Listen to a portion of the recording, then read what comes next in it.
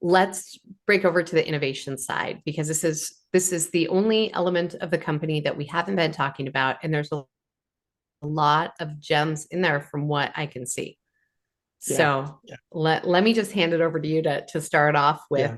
Let's start first with, philosophically, we look at things systemically and we said, what gets us to minimum sufficiency? What gets us to minimum sufficiency? It has to work and it has to work well. Okay. What gets us there?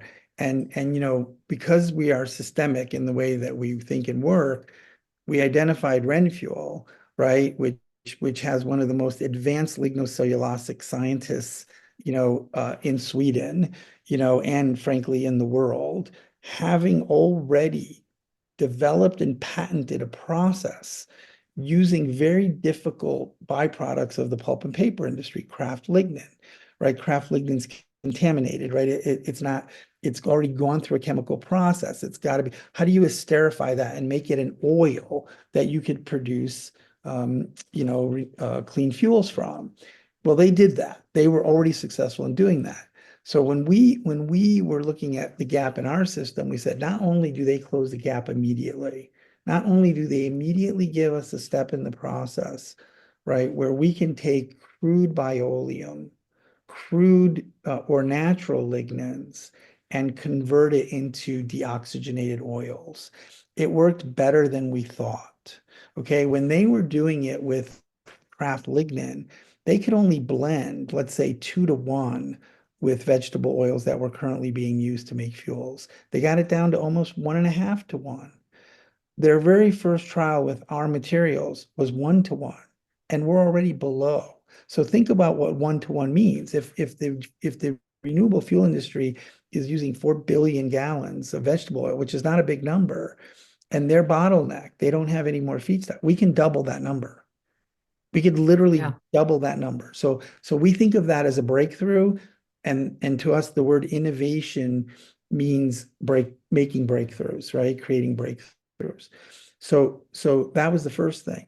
But then we looked at, and again, because we're systemic, we say, what's the theoretical maximum that we can extract carbon and make fuel from a ton of wood? And the number originally was verbalized to be like 140, 150, but that was sandbagged. Okay. First of all, in fairness, it depends on the feedstock and it depends on certain other variables. Okay. But we're looking at numbers that are we're ranging now somewhere between 180 and almost 200. Okay. So if the theoretical maximum gasoline gallon equivalent is over 180 and potentially in some cases pushing up to 200, and we're only doing 85, like, what's going on? This was 2 years ago, right? We applied for this Department of Energy grant, to try to get to, a higher number. Before we even implemented those ideas, we were at 100 gasoline gallon equivalents. And then just this past year, earlier this year, we move it to 125. All that innovation was from our own internal processes, and what we're collaborating on with some of our partners like Oren Fuel. But we get to 125 gasoline gallon equivalents. That's enabled by using all of the wood. That's enabled by scientifically understanding where you're losing carbon in the process. So we said, where are we losing carbon in the process? Well, there's two places. One is to the extent that half of our wood, or almost, 35 to 50% of the wood could be cellulose. If we're making cellulosic ethanol, then, a portion of that is going up the stack as CO2.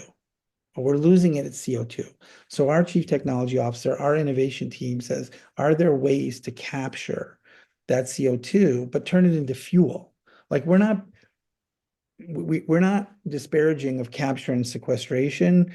It just feels unproductive to stick stuff in the ground, right? Like, we want to make something out of it, right? So capturing the CO2 and converting it to SAF, we came across a technology with one of our partners, Emerging Fuel Technologies, out of Tulsa, Oklahoma, believe it or not.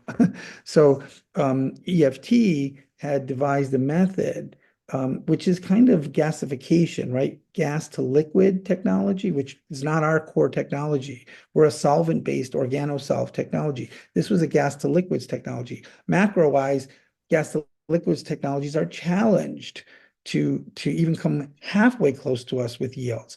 But if you're bolting it on just to capture Yeah. some additional loss, then it's additive to our yields. So now we're looking at potentially adding 10 to 15 gasoline gallon equivalents to the 125. You're at almost 140. These are breakthroughs. You know, they're not first principles breakthroughs, right? They're engineering breakthroughs that we're integrating into our foundation. So I don't know how people will take this, right? But there's a lot of companies that have a not invented here mindset. We say that's a closed mindset, right? It's not a systemic mindset. We like to say, what's the theoretical maximum and how can we get the system there? And it doesn't matter to us who invented it. You got to be expert. You have to be subject matter experts, okay? But you don't have to invent everything yourself. So now, same problem. How do we get to the theoretical maximum? And our CTO says, there's another objective, Corrado, than just yield, right? And I said, well, what is it? He goes, well, it's throughput too. What if we can reduce the variable cost? What if we can reduce the capital cost? Wouldn't we accelerate, increase our throughput, increase the return? And I said, yes. And he said, well, what if we could get to cost parity with petroleum? And I said, is that even a concept? But think about this. You know, you could think about it internally. You could say, well, geez, if our costs were comparable to petroleum, there would be no peer in the renewable fuel industry. That's us just thinking about ourselves, right? But if you think about it systemically, you're going to now incent almost every player in the oil and gas industry to want to deploy this technology. Okay, you're gonna have licensees, people who most companies that most people would consider competitors are now your licensees, are now part of Yeah. your system. This is the They'd have no other choice, They have no other choice. right? And even if they did have a choice, they would prefer us. They would prefer us because if you could now make the same oil for the same or lower cost with a better environmental impact, then why wouldn't you add that to the equation? You always would add it. You would always move to adopt it. It's not the way people think, but it's the way we think. So that inspired a series of collaborations, one which we've announced with the National Renewable Energy Lab, MIT, and the Department of Energy together. And that is designed to, yes, reduce variable cost, yes, reduce capital cost meaningfully, simplify the system, which means faster, okay, less steps, faster throughput. But it's also going after another monster. It's going after the blend wall for SAF. So think about SAF. Ethanol has to be blended with gasoline. Everybody knows that. If you go to the gas station and you put that in your car, 10% of it's ethanol, 90% is petroleum. Okay, that's everyone lives in that world. People don't appreciate that sustainable aviation fuel today has to be also blended. The blends are better than 10%. Could be 20, could be 30, could be 50. It depends on the quality, right, of the renewable, sustainable aviation fuel, the sustainable aviation fuel. We're working with NREL to shatter the blend ball. What does that mean? Drop in sustainable aviation fuel, right? Same as we have with renewable diesel. So then we would have drop in renewable diesel and drop in sustainable aviation fuel. So it's remarkable to say we're advancing innovation with the leading scientists in the world for lignocellulosic and liquid fuels for lower cost, higher yield, lower capital, faster process, but also more energetic. Like you're getting a better quality product at the end, which also then simplifies what the airlines have to deal with, right? That we don't have that yet, just to be clear. That's what we're working on, you know? So people say, well, Corrado, man, you only have like 3 or 4 people, in innovations. incorrect, right? Comstock may only have 4 people on the payroll within our legal entity, but we have 100 people from Colorado to Sweden and in between, working on our exclusive technology, our solution, right? We have the exclusive rights to the RenFuel technology. We have exclusive rights to the NREL MIT DOE Comstock technologies, right? It's one portfolio, it's one system. That's the most profound difference on how we work. And when our counterparties, our partners say to us, well, how much of the throughput are we going to share? You're going to share fairly. Like if we have a system, and I'll say it in a way that will make our investors feel good. We have a system that has 10 steps, right? And someone adds 1 step, even if it's a critical step, because you know what? They're all critical. You can't get a disproportionate amount of value. You have to get a fair value. How much do you contribute to the equation? Then it's fair. Then the world decarbonizes fast. And typically, the speed at which we move and do all this overwhelms everything else. It overwhelms everything else, right? The throughput overwhelms everything else. So if I've spent more time thinking about this than is probably healthy, but I think the 3 things that you undersell, and I'm sure there's reason, and I'm sure it has to do with the third, is the scientific base that is working on your technology. Because most people just take it as a given that this exists and it's cool, right? Not what really goes into it. And I realize that my experience as a clean tech investor, and especially in, waste of fuels, definitely colors a lot of how I see things. But the incentives that are involved is something that we gloss over all the time, because I know you're talking about reaching parity with regular hydrocarbons. Mm-hmm. But there is a lot to be said about the current environment, whether it's changing or not. There are a lot of incentives in this area. And then the third is your management philosophies. Like, because it looks like this company is impacted on all segments by your management philosophy. And I'd love you to at least give people I don't want the full TED Talk, but like a snapshot into how you see business best practices.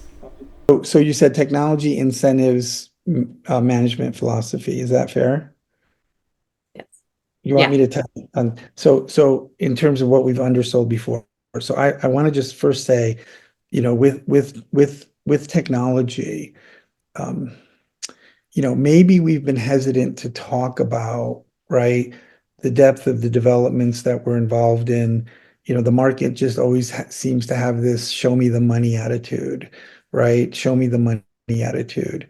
And maybe we do need to talk about it a little more, because I think people would be stunned if they could hear even our senior people.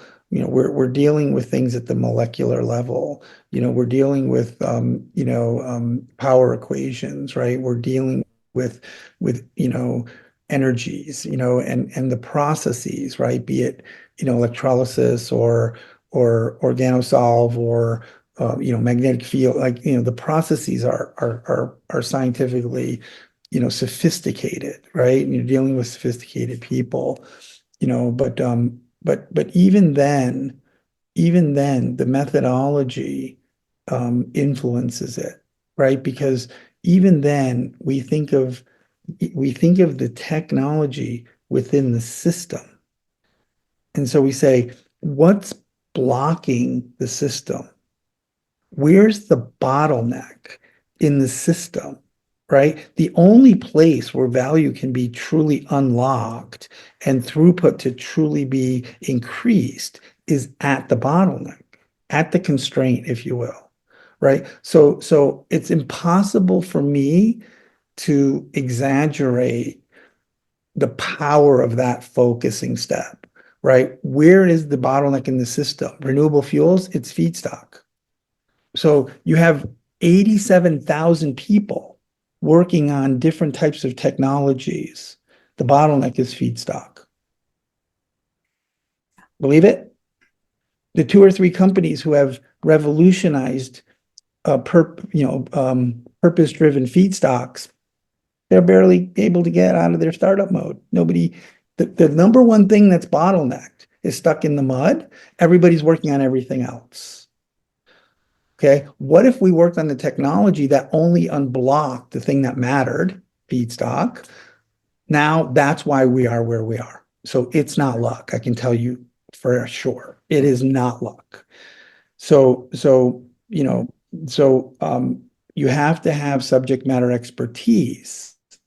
But when you think logically, when you organize systemically, you'd be shocked at how attractive that is to scientists and engineers who are used to working with people who are just all over the place, right?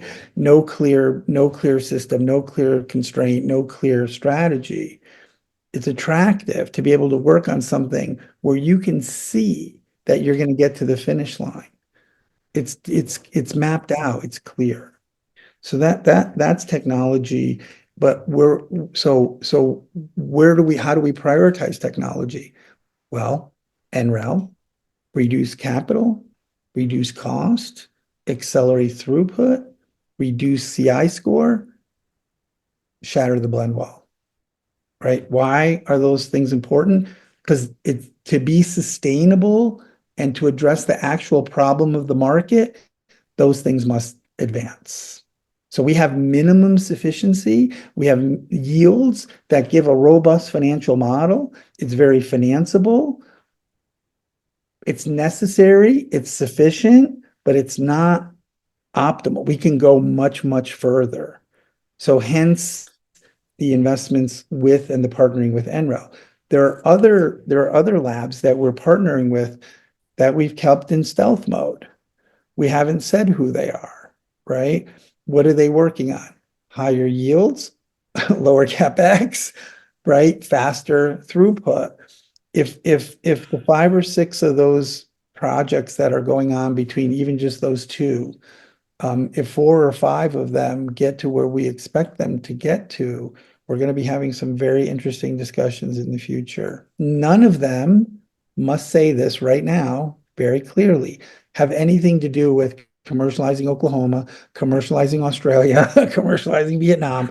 We have sufficiency there, right?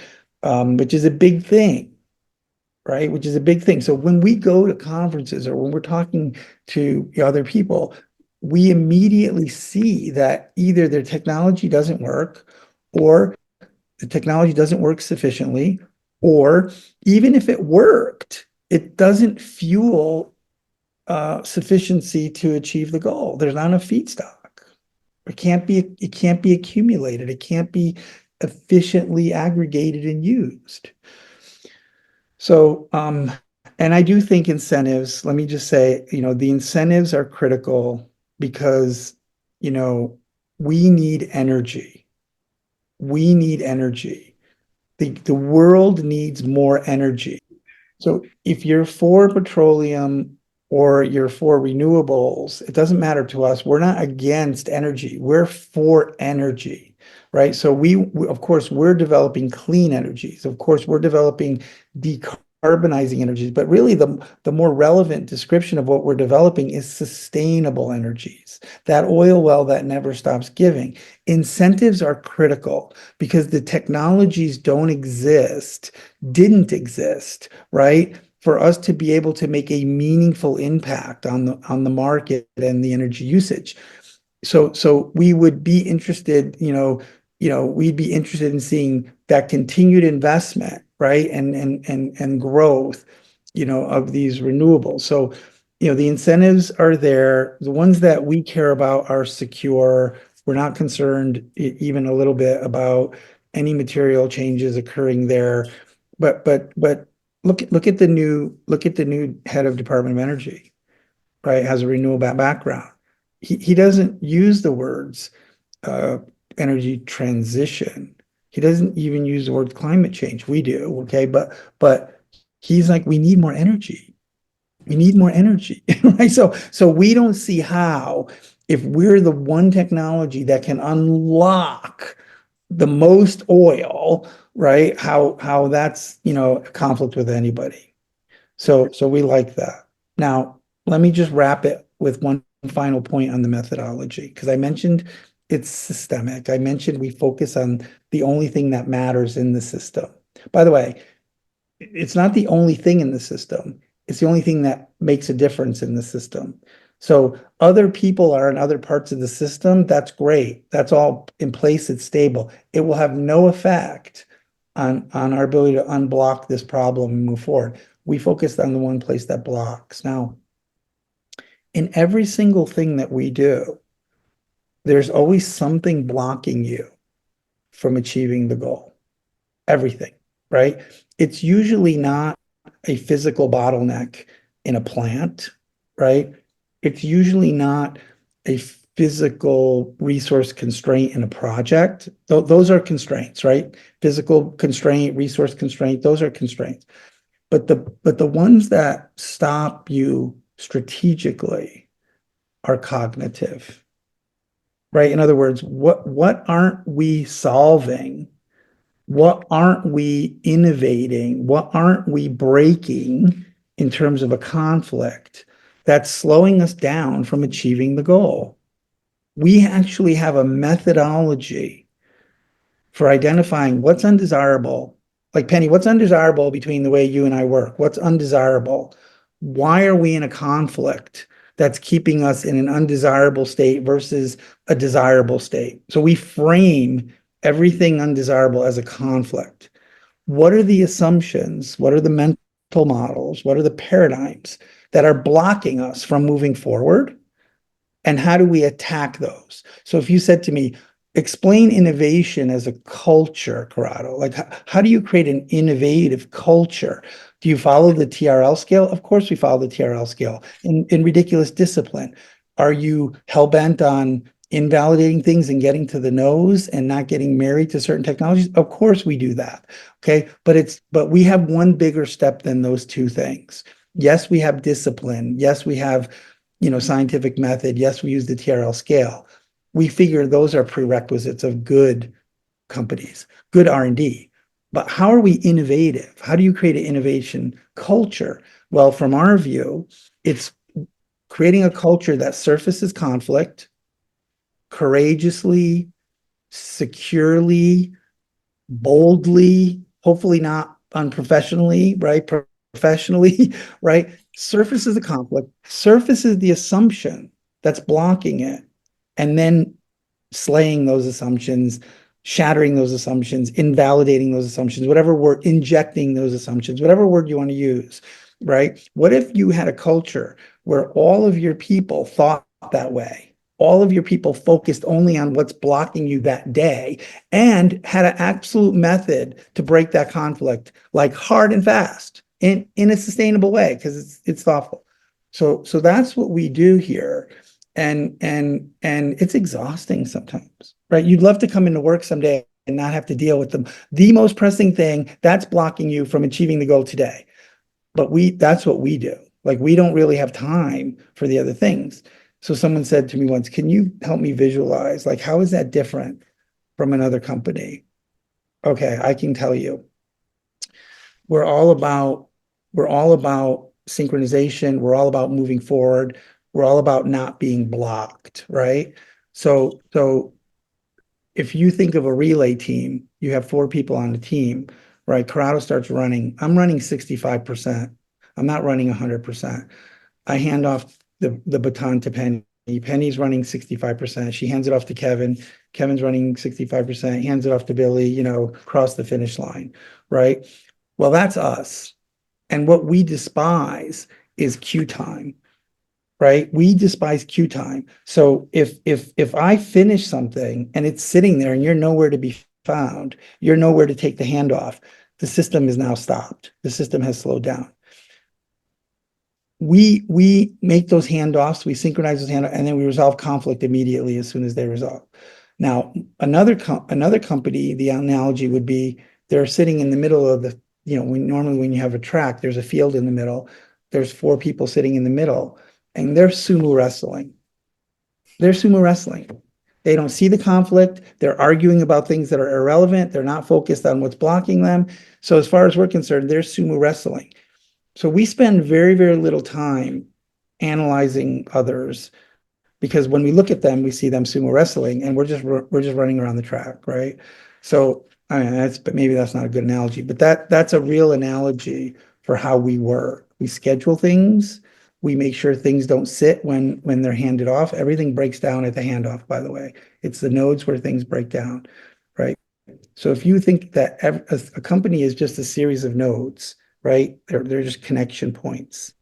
Well, it's not just inside the company, it's outside the company. So when you connect with a Renfuel or an NREL or an MIT or Oklahoma or whoever, and you do it transparently, you do it reliably, you do it honestly, and then you're reliable, then you're reliable, then you're reliable, those nodes solidify and then they never break. So that's what we build. We're not as worried about how fast can we sign a contract? How fast can we get a deal done? How fast can we announce it? We want to be fast. We're worried about let's build something so we don't have to rebuild it six more times because we didn't build it right the first time. So we're building a foundation, we're building a system that doesn't just transcend our company, doesn't just transcend our borders, right? I mean, it's a global system, and I don't know why we don't talk about it more. I mean, people generally don't ask us. So I really appreciate that you asked. Sorry, I've had too many management classes in my life to not think about why people are doing what they're doing. But There's, also, yeah, you know, a fire department background, I know a lot about hierarchy, and it is, they say the fire department is 200 years of tradition unimpeded by progress. You cannot have progress right, when you're not listening to all members of a team, and that yeah, you're not really focused on the challenges that are in front of you. You certainly can't innovate. So yeah. If you were a fly on the wall at one of our management meetings, and this is true at our board level too, but like throughout all of management, where I'm sitting in the meeting, I might be leading a discussion, and a 24-year-old will interrupt me and say, "That's an assumption." Right? Like, or, two senior managers are saying, what's the conflict? Like, what's the need? Surface the conflict. What's the assumption? Where because you speak the common language, right? It's hard to exaggerate the speed at which you're communicating effectively. And then once you communicated the conflict effectively, you resolve it, you inject it, you break it almost immediately. So this is the way I would compare it. Conflicts that most people would be averse to facing, not wanting to be confrontational, not wanting to address. We're constantly and continuously surfacing, and how do you lead a company? You could lead it at the top of that hierarchy, right? You could do that. And if you do that, I don't need any training to tell you where the constraint of the organization is, right? It's sitting right there. The speed at which that person can make decisions is what's blocking you because nobody else is making a decision. The way you really want to lead is subordinate to the system. What is the number one blockage in the system today? And how could we rally to address it? What's the number one blockage in the system tomorrow? How do we rally to address it? Okay. So what's been happening, frankly, in the last 3 years is we were building the system that way. Now we're starting to operate the system that way, right? Because both of these companies, Comstock Fuels, Comstock Metals, were startups. Both of these companies were startups that were not TRL6. They were something below TRL6. Okay. And he said, if you can't get this TRL4 to 7, if you can't get this TRL3 in metals case to 7, then you don't deserve to be running the system. Let's just go, you know, establish a restaurant down at the corner and just have a little family business, because, you know, this is much more, and if you don't build these nodes in a reliable, transparent, trustworthy way, you'll never be able to grow it beyond the span of control of that hierarchy, which is small, right? That span of control is 7 to 10 people. That's it, right? What are you going to do with that? So it's remarkable. I don't think people can appreciate what's about to happen, but it's coming. I appreciate what's about to happen. Yeah. So that's I mean, I know I've said this before, but I was just here to play the chart when I heard about it. And then I dug in and realized that it was a company that fully aligns with my values, my investing philosophy. And then we're not idealistic. Everything I said, well, that's not true. We have ideals. Yeah. We have a very precise logic-based, scientific-based management theory, but we practice it practically every single day. It's practice, practice, practice, which means doing, doing, doing, but it's within a framework, right? It's within a framework. So we know what's wrong to do and we know what's right to do. So as far as systems, let's talk about GenMat. And now that we have this foundation of what the thinking is like, Yeah, I'm glad you brought let's that talk up. about GenMat, what it does, what the purpose is, and what the possibility is. Yep. So I'm glad you brought that up. So we came on to GenMat, right? Which was which we may have violated our own immediate policy at the time to say, like, what's the bottleneck today, right? Are we focused on that today, right? But we were frankly fear-based with what was coming with AI. When we were educated 4.5 years ago, and remember, this is a couple of years before ChatGPT came online, right? We were educated on what people were saying could be done with the simulation of new materials, right? Simulation of new materials, simulation of new compositions, right? Like lithium-ion battery, like, you name it.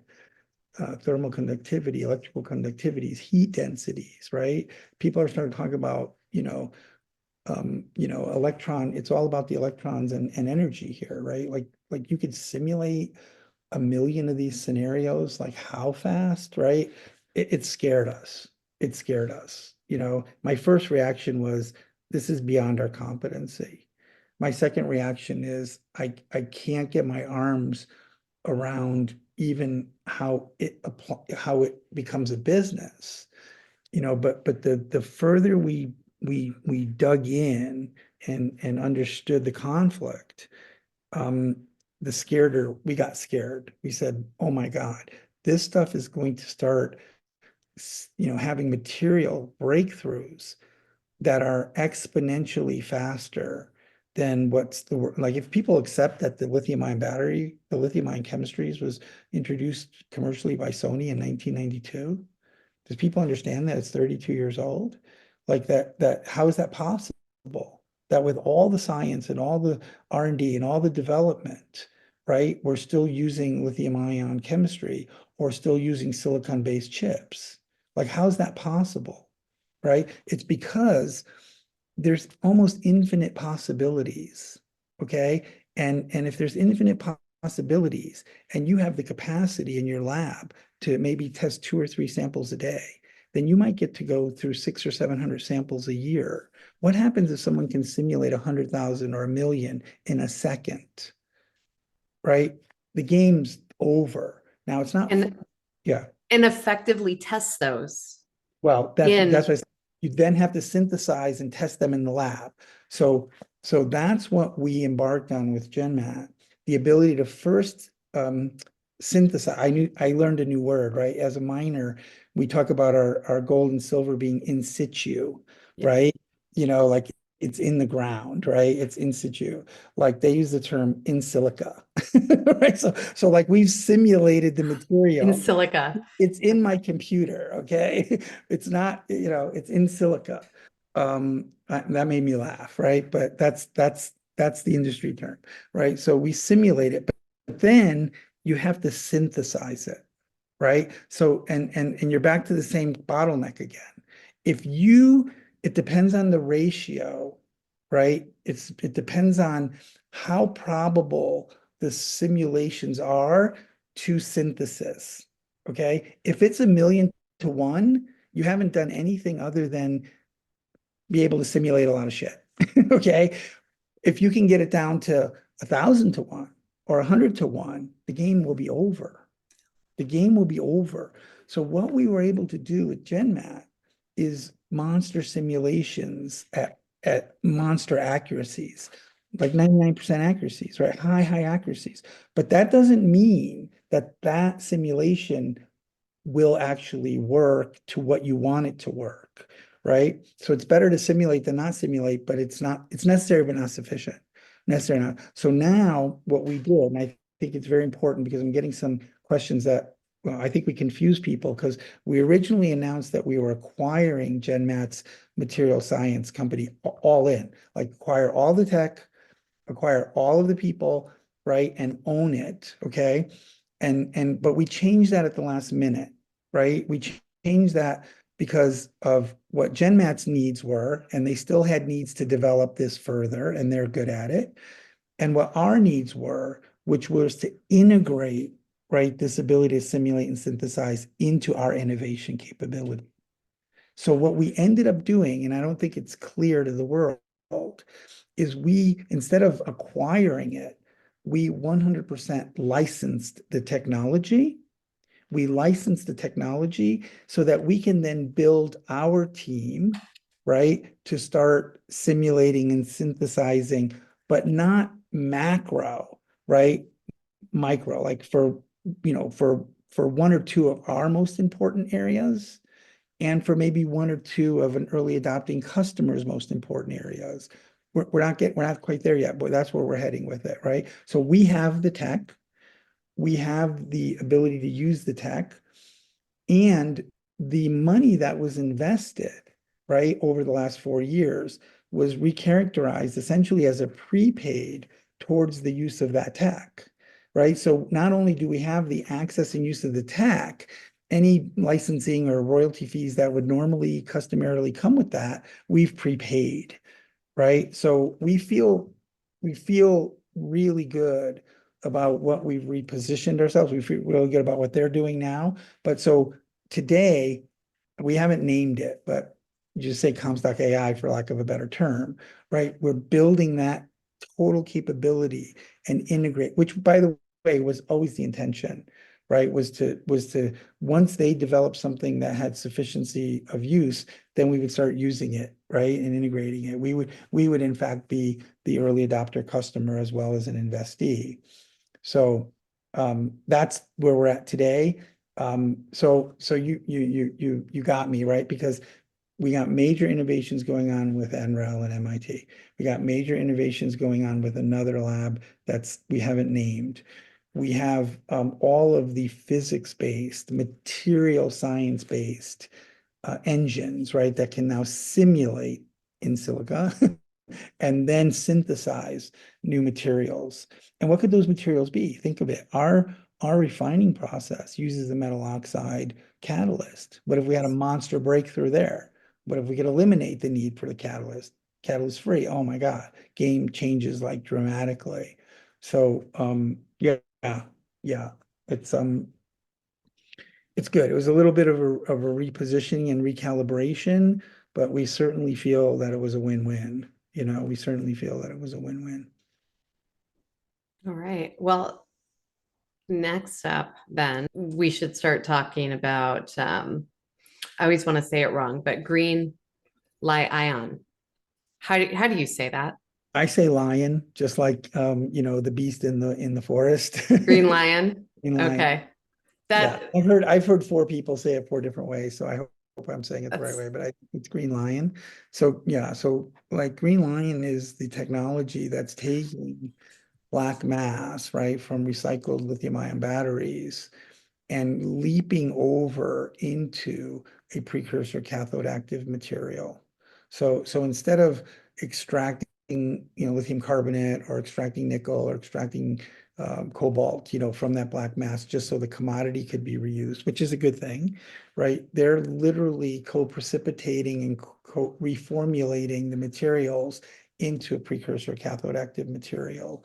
They have an operating plant in Atoka. It's in Atoka, Oklahoma, coincidentally. It's serial number one. It's up and operating. They're looking to get 6-7 months of real empirical data and experience. It seems to be going very, very well. I don't think there's any system in the world today that's going right to precursor cathode active materials from fully recycled material. There could be, I'm just not aware of it. But it's really good. We originally invested in them. Similarly, it's very analogous to us investing in RenFuel, right? We wanted to recycle lithium-ion batteries. We knew we could get from a spent end-of-life battery to black mass, right? And they were the step to get us to we need sufficiency, right? We don't see black mass as being a business, right? We see it as being intermediary to a final product, right? So we invested in them so that once we were producing black mass, we could then take it to the final step and have multiples of value and impact. Unfortunately or unfortunately, however you think about it, we pivoted to solar panels and photovoltaics first versus batteries. So the notion of bolting that system on to the back of our system got redirected. And frankly, if we hadn't done that, the system in Atoka, Oklahoma would be here in Nevada right now. That was our next step. But since we went to photovoltaics and these end-of-life solar panels, because we saw it as a much more profitable, much bigger, much faster market than going after lithium-ion batteries first, we didn't need to extend. However, we invested, initially $2 million in Green Li-ion, and based on their last offering, it's worth well over 10x that number. So we did well. I don't think that was luck. I think, we understood the tech and we understood the direction the tech was going.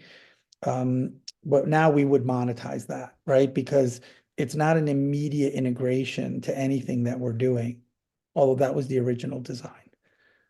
I mean, I don't know if you want to call it the downside, but that's the downside of pivoting. But you have to be able to accept that the solution you're currently looking at might not be the long-term solution. I mean, that's the impediment to progress if you were to just they may end up I still see them as leading, and I still them seeing as potentially a long-term solution for that, but we're not doing that right now. And again, I keep saying better lucky than good, but we bought a plant for $15 million. We invested in them for $2 million. We sold the plant for $27 million.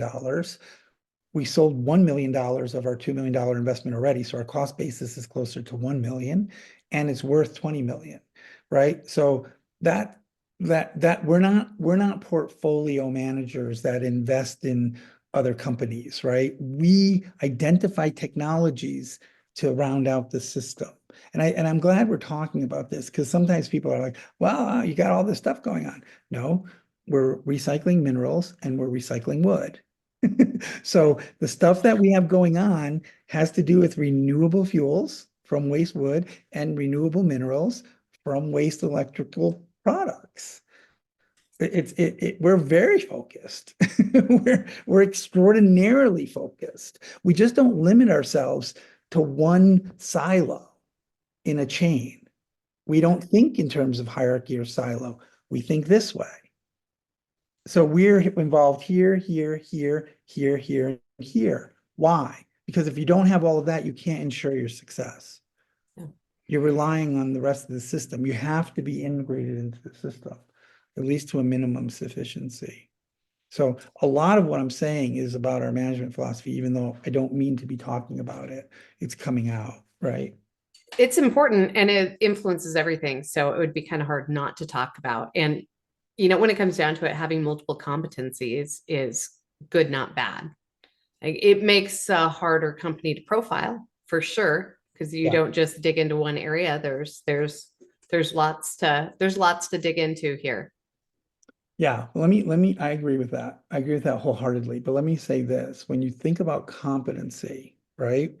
If you're going to be in the business of taking waste wood and making extremely low carbon usable fuels, you better understand the whole chain. Somebody Yeah. better understand the Yeah. whole chain, right? And so we do more than understand it. Like we integrate it. We're integrating the chain. What I love about this interview is there's going to be announcements coming next year, and now you're going to say, hmm, I completely understand why they're doing that. Right? I hope that's what comes out of this. I completely understand why they're doing that. They're incredibly focused, right, on the entire system-wide solution, right? They understand it from the beginning to the end. We don't want to monopolize it, right? We don't want to necessarily over control it. We want to ensure it, right? It must all integrate, it must all cooperate. And look, we're not moonshotting here. Like we're aiming for minimum sufficiency. But think about it this way, Penn. What's minimum sufficiency to deliver 8 to 10 billion gallons of low carbon fuel in the US alone? What's a minimum sufficiency? It's a Oof. big thing. Yeah. Okay, minimum sufficiency is a big thing. If we start getting extravagant, if we start chasing shiny things in different directions that look like they're related, which sometimes researchers do, which sometimes scientists and entrepreneurs do, then we'll be going like this instead of like this. The system goes like this. There's only one goal, 8 to 10 billion gallons of extremely low carbon, negative CI score fuel. That's cost parity with petroleum. Okay. That's the holy grail. There's intermediate objectives that are equivalent to bold goals that we've already achieved, which is de-risking. So now we have a profitable model, makes a lot of money, it's being adopted all over the world. Yet the goal is something bigger. CI score needs to be negative. We need to invert the curve. We need to invert the curve. Why are we okay with petroleum? Because we're inverting the curve. We're going to offset. Okay. It's not enough to reduce. We have to start sucking carbon. The flux of carbon that comes out of the air has to be higher, faster, and then we have to use it for fuel. That's short cycle carbon, right? You get that, right? If you're taking Yeah. it to the air with a fast growing, purpose grown fuel crop, you're plugging it into the ground. You're taking some of that and using Blocking it. fuel, taking out of the air, plugging in the ground, taking some of it using fuel. That's net negative. Yeah. People are saying, well, I don't understand. You have liquid fuel and emissions are coming out of the tailpipe. Aren't you polluting? It's net negative. Yeah. We're net subtracting the amount of carbon in the air with an oil well that never stops giving. Can I give you an analogy that will freak people out? Please. Okay, it's the exact same thing I'm about to say about recycling solar panels that I just said about fuels, but I think it'll drive the point home better. We're freaking out at the amount of silver that we're actually able to recover from the solar panel. Okay, there's always a question of how much of it can we recover. Um, so we're recovering a lot. Okay, we're recovering a lot. We just submitted our permits for the industry scale facility. And it took a lot of work with the regulators, and it took a lot of work with actually some guideline changes here in the state of Nevada for what they call a hazardous material versus a secondary material. We got full unanimous approval from the state's Environmental Commission. Believe it or not, it was us, Redwood Industries, American Battery Metals, every one of the lithium ion recyclers, and us, right? And they approved it, so we submitted our permits. Our industry scale facility is targeting 100,000 tons a year, which is equal to one panel every 7 seconds, 3.3 million panels a year. Okay, now let's just make up a round number. Let's assume each panel has an ounce of silver in it. Oh my gosh, that's over 3 million ounces of silver that you would be taking from that resource. right, from that panel. The largest silver miner in the state of Nevada is Core, right? I know Mitch Krebs, he's a great CEO. They have a great resource. They produce like, I don't know, 4.2 million ounces of silver every year. So picture their oil well or their mineral resource is what you would call it, right? 4.2 lower, 4.2 lower, 4.2 lower, 4.2 lower, right? Yeah. It's a finite resource. Guess what that isn't? Sustainable. What's your, yeah, Now, what's your mine life? yeah. So ours, we could produce 2 million, 3 million, 4 million, 6 million. I mean, depends how many facilities, how many panels. It never the resource never goes down, right? Not in our context. Yeah. It doesn't, because there's hundreds and hundreds of millions of panels out there that are, coming to end of life. Yeah. Over the next 20, no, over the next 2, 20, 40, 50 years. There is no mine life. The reserve doesn't decline. That's sustainable. But I love this. I just want to say it's not luck, right? And I'm not being arrogant, I'm being humble. We challenge our team to say, where's the bottleneck in the system? And when you say, where's the bottleneck in the system, what you're really saying is, what is everybody missing? What is the problem that no one's attending to, right? So if you've got 7 or 8 companies in the United States chasing lithium-ion batteries and none at any scale with any technological sophistication are chasing solar panels, where are the solar panels going? They're all going into landfills. So now you're zero landfill solution. You're going to become potentially, I mean, if this day happens, a party will happen here on the Comstock. We become the largest silver producer in the state of Nevada. My God, I can't even fathom.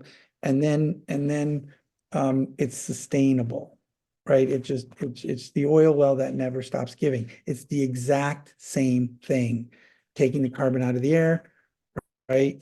The carbon flux, we didn't need to create a machine. There's biological things that already do it. They're called trees. They're called bamboo. They're called willow. They're called eucalyptus. They're called sugar cane. They're called xanograph, right? You name it. They're already out there. Are they exploding? Are they extrapolating off? No. Why? Because no one's focused on the problem.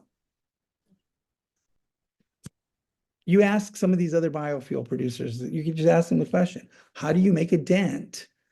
How do you make a dent? How do you get to 8, 12, 20 billion gallons? They can't answer the question. Their goal is to get to profitability. And that's as far as the thinking goes for Short-sighted. most everybody. If they do or if they don't is debatable, but then even when they do, it's not sustainable, right? It's dead on arrival as far as we're concerned. All right. Is there anything else you want to add about innovations? Well, so we haven't given any guidance on innovations and we won't, but there's no question in 2025, you'll be hearing about, what's happening at NREL, what's happening, at the other lab. How we'd like to talk about it is we just confirmed TRL3, we just confirmed TRL4, we just confirmed, right? That's how we'd like to talk about it. So that's coming, but no timelines. I mean, we don't even, we help design the experiments, we schedule the work, we of course govern it, right? But we're not doing the lab tests. We're not, we're leaving that to the smartest scientists on the planet. All right. Well, I certainly look forward to it. Oh. Standing. All right. Well, thank you for joining me today. My pleasure. I will do my best to get this all ready and out to investors as soon as possible. Yeah, have safe and happy holiday, and we should talk again, in January for sure. Sounds good to me. All right. Thank you. Bye-bye.